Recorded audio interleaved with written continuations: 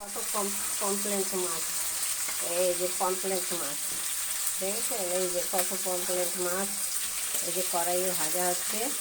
অনেক বড় বড় মাছ তো, তিনটে করে ভাজা হচ্ছে। এই যে পমফ্রেট মাছ, এখানে আমড়ার চাটনি হচ্ছে, এখানে পমফ্রেট মাছ ভাজা হচ্ছে, এইখানে এই যে এটা হচ্ছে। এই এতগুলো মাছ এখন আমাকে ভাজতে হবে। এই যে দেখুন, এই যে টমাটোর ইয়েটা আমড়ার চাটনি, পমফ্রেট মাছ ভাজা হচ্ছে।